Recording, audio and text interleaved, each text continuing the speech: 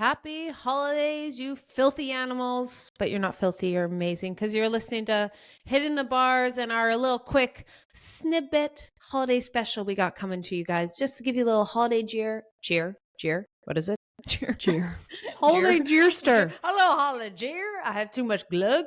And remind you, do you know what glug is? It's glug? It's like a Scandinavian malt wine kind of thing. So they all get drunk on. It's delicious. And I will be drinking copious amounts of it in a couple days. So copious. Mm-hmm. When do you go? I leave on Tuesday. So exciting. Yes, very soon. So that's what you're doing for the holidays? You're going to Sweden? I'm going to Edmonton for 4 days, come back to Vancouver for 12 hours, and then I'm off to Sweden for the holidays. So yes. You love the hot little Vancouver trips. As much as I love it, it's like there's no direct flights from Edmonton to Stockholm. Like there's no it's like 4 flights anyways to get there. So I'm like, you know what, I might as well unpack for a little bit, get resettled, and then take off. For 12 hours, you're going to go home? Oh, it's actually like I'll be at home for 12 hours. Do you know what I mean? Okay. But my flight by the time comes in, if that makes sense. Okay, so, that's fair. I love it. So crazy, hectic, busy. Do you love that though? Do you like fitting it all in? It could almost be my hot take that I don't, because I always feel very torn because I'm so busy leading up to taking time off because I got to double up everything.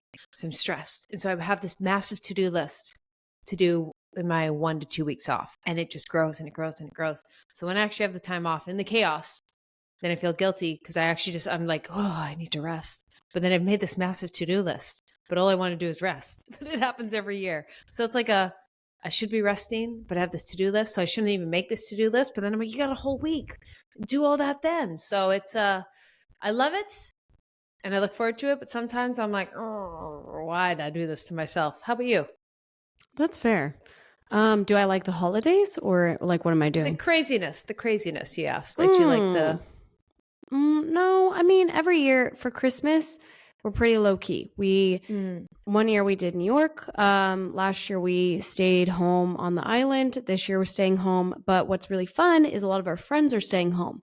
So I'm hosting a Christmas Eve party and I'm very excited. And I want to just have some nice jazzy music with just a little ham action, some mashed potatoes and good vibes. And I'm only having good vibe people come and it just it'll be just nice and calming. And then we do a beach day with our friends. So that's what we're planning. But I would personally prefer to be with my family always. It just, my mom always works on the holidays and then my dad lives so far away. So we do Dadsgiving. So that's when we see each other. But we did say in a couple years, they'll come here and have Christmas with us. So that'd be so nice. I do look forward to the day that if we do have children, family will come to us.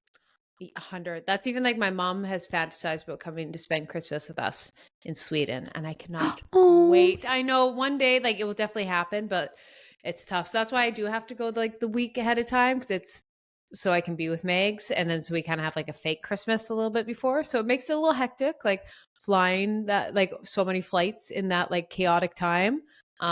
Worth it though. It's one of those, this isn't for forever. Hopefully we can all be together at one point. This is just, while Megs plays hockey. So, but it's chaos, but sometimes the chaos is fun. Sometimes I go Christmas shopping. You know what? I have 2 moods. Sometimes there's too many people. I walk into the store and I'm like, anxiety. And other times I'm like, the chaos. I love it. We're all fighting for last minute and running. And do you ever stop during the mayhem of the 20th to 24th? Everyone's getting last minute gifts and Christmas music's playing and it's chaos and it's kind of fun. It's kind of fun. I agree. I love the mall during Christmas. It's just It's just the vibe. It's such a comforting vibe to be in a mall at Christmas time. And there's Santa Claus, kids screaming. There's the red, holiday cups being passed around from Starbucks. Yeah. It's a good vibe all around. I love it. And speaking of good vibes, that's why you're probably given 1,000 at this point ways of how to spend the holidays like this, how to stay healthy, how to not be healthy, how to all this. We just want to give you a couple little tips that we do to make the holidays a bit more enjoyable. Because my hot take is, yeah, you can do all these things, do the things that make it enjoyable, but kind of throw caution to the wind. Do you know what I mean? Like, I think we were like so stressed, like, have to do this and this and this, and I want to not be hungover and all this, and like, nice, but like also, it's the last 2 weeks of December. Whatever happens, happens. And that's what we're here. I completely agree. I love it. At the end of the day, it's not that deep. Not that deep.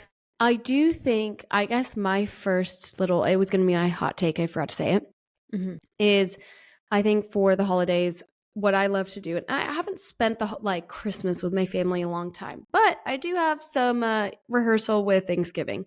And I think it is okay to put up boundaries. And what I mean by that is if you want to go for walks, if you want to go to the gym, if you want to read, if you want to work, you are allowed to do that. And definitely put up those boundaries of like, hey, I'm visiting you. I love this, but also keep some form of like what you need to get done, what you enjoy, what keeps you a little sane, whether it's getting up early, whatever it may be, but also realize, when else are you going to see your parents at the end of the day? If you don't turn in that report, is it that big of a deal?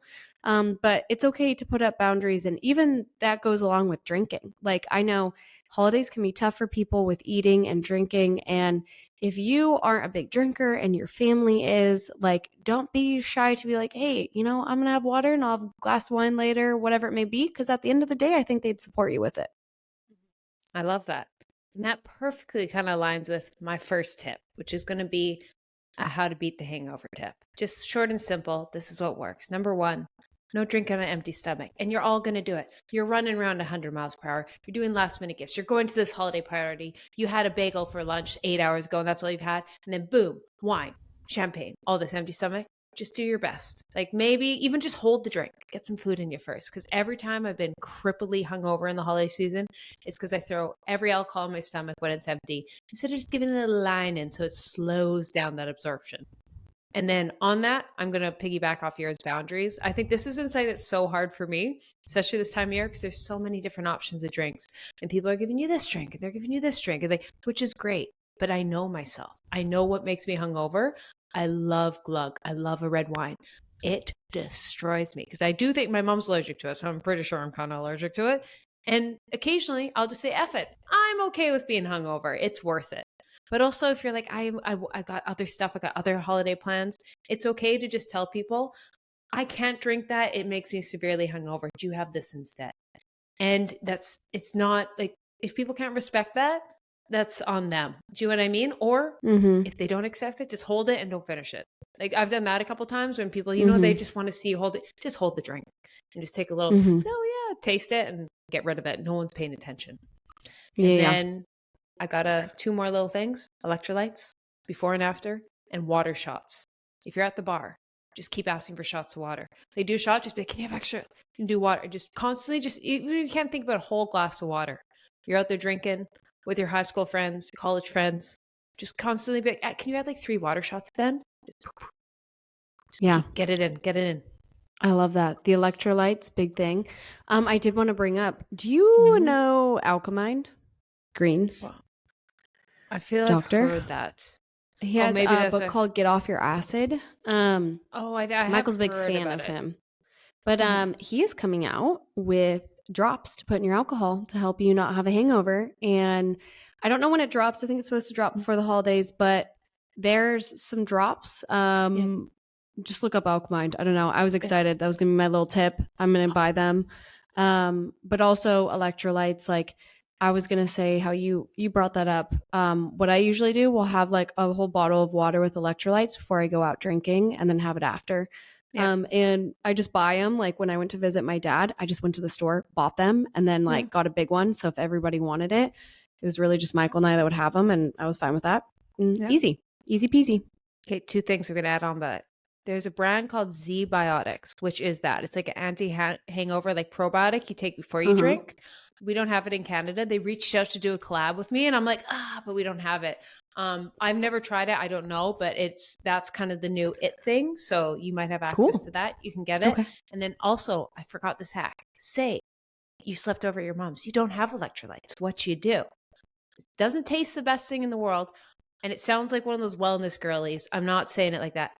bunch of salt in water, bunch of lemon juice. You'll get some potassium, you'll get your sodium in. And I think there's a little bit, anyways, and the magnesium you can get from other sources. But that's all electrolytes there: magnesium, potassium, sodium. So if you don't have liquid IV, Element, Gatorade, lemon juice, salt, swig it down. Add some honey, maple syrup in if you want it to taste kind of nice. There's a hack. Love it. Perfect. Well, I hope you guys enjoyed. We just wanted to do a quick little fun, hop on, chat with you guys.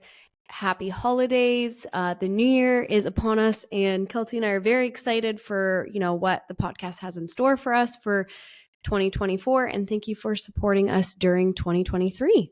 Yeah, we loved having you guys. We're a little community we're growing. And if you guys ever want to talk more with us, hit us up on Hitting the Bar on Instagram. Anything you want to see in 2024. And most importantly, just enjoy the holidays. Have fun. It's not that deep. Drink the eggnog. We love you guys. Bye. Bye.